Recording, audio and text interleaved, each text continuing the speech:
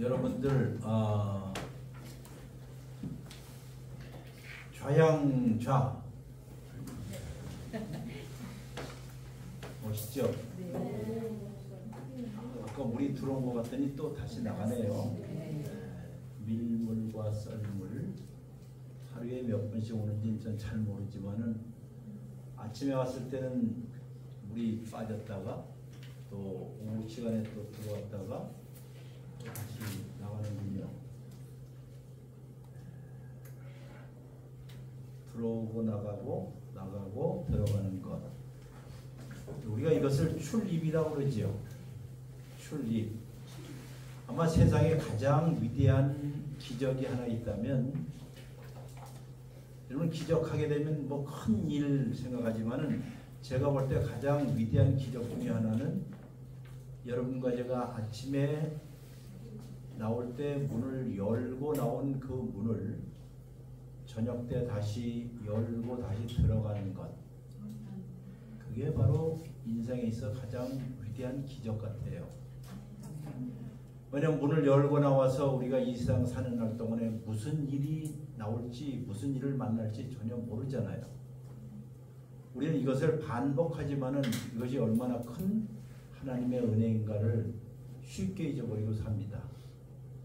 돌이켜보면 여러분과 저의 삶의 상당 부분은 하나님의 은혜로 가득 차 있고, 또 이 은혜는 지천에 깔려 있어요. 사방에 깔려 있어요. 마치 이스라엘 백성들이 광야에서 사는 동안에 하나님께서 만나를 주셨죠? 만나요. 만나라는 뜻이 무엇인가요? 맛있는 거예요? 여러분, 만나라는 것, 광야에서 어디를 봐도 먹을 데가 없었을 때 하늘에서 하늘 창고를 여시고 이른 새벽에 이슬처럼 그렇게 온 지면에 하얀 가시와 같은 달짝지근하면서도 고단백질의 것을 내려주셨어요. 참 기적이 아니겠어요? 그래서 사람들이 그걸 보고 이게 뭔지를 몰랐어요. 이게 뭐지? 이게 뭐지? 그걸 히브리어로 만나라고 하는 거예요. 아니, 여러분들 지금 교회 생활을 오래 했을 텐데 처음 들어봐요? 너무 하시네요. 처음 들어봐요? 아니요. 근데 우리 시치미를 떼고 무슨 뭐. 예, 히브리어로 원래 뜻은 만후예요. 히브리어로 그대로 한다면 만후. 만이라는 것은 무엇이냐? 후는 이것. 그러면 이것이 무엇이냐? 자, 그 이것이 무엇이냐 하는 그 말은 여러분 국어를 다 한국말을 잘 하실 텐데 무슨 문이에요? 의문문. 네? 의문문. 의문문이라고 할 수 알았어요. 근데 의문문이 아니라 감탄문이죠. 생각해보면 이게 뭐지? 아니, 광야에서 전혀 먹을 것이 없고 미래가 불확실한데 하늘에서 하나님께서 우리에게 무엇인가를 주셨어? 생각해보니까는 처음에는 의문문 같았지만은 살수록 무엇이 된다? 감탄문이에요. 여러분이 이런 것을 살면서 경험하셨는지는 잘 모르겠어요. 첫째로 이런 하나님의 은혜는 첫째로 지천에 깔려 있어요. 사방에 깔려 있는데 우리가 그것을 인식을 못할 때 있어요. 아, 하나님의 은혜는 교회당에 올 때, 교회에서 은혜를 받을 때 그게 바로 만나구나라고 생각하면 큰 오산이에요.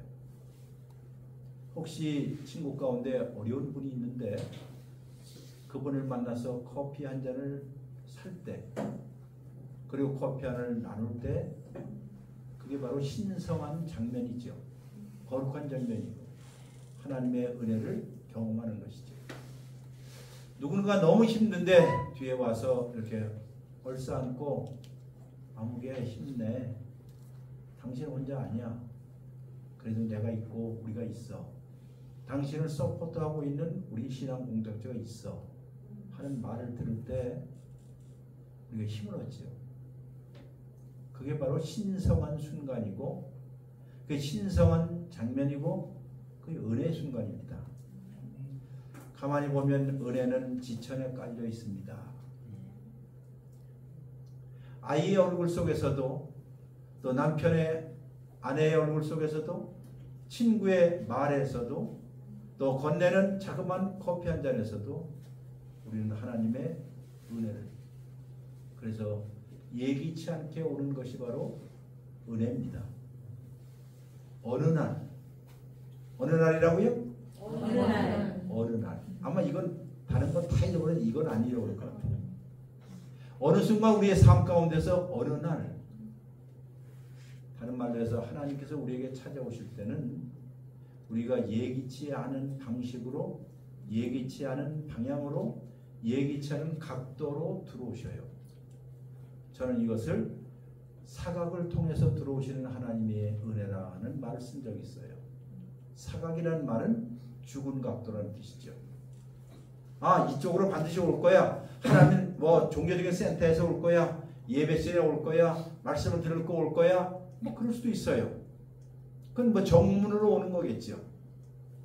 그러나 하나님의 은혜는 때때로 뒷문으로 아니 빼꼼히 열려져 있어 그리로 무엇이 빛이 들어올 거라고 전혀 생각지 않았을 때에 다시 말해서 여러분과 제가 때때로 나 우울증에 빠졌거든 나 홀로거든 앞이 캄캄하거든 그러니까 그 어느 곳에서 우리 삶 가운데에서 빛이 들어오지 않는 그 순간 아 막혔구나 하는데 빼꼼히 빛이 들어올 때 우리는 그것을 놀라운 하나님의 은혜라고 부르는 것입니다.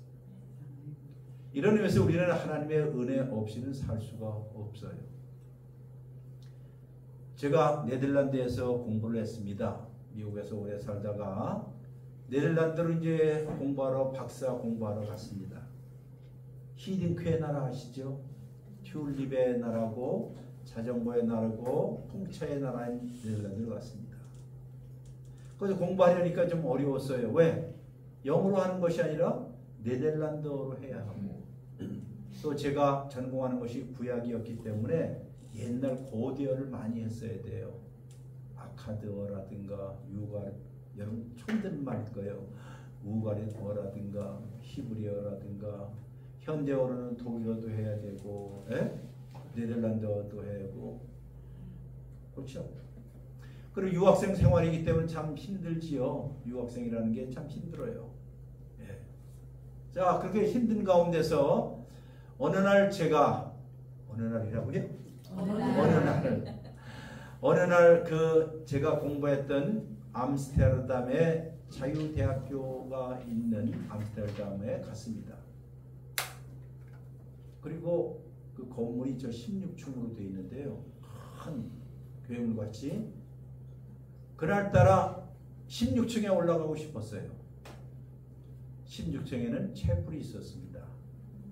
15층에는 철학부가 있었고 저 신학부가 있었고 철학부가 있었고 맨 밑에는 뭐 농학부가 있고 그렇게 구성이 되는데 맨 위에는 하늘 가까이 가라고 해서 채플 예배당이 있었어요.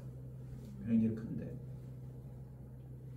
그 엘리베이터를 타고 16층까지 딱 내려서 채플이 앞에 섰는데 채플이 굉장히 큰데 어디서 뭐가 들려요. 올겐 소리였습니다.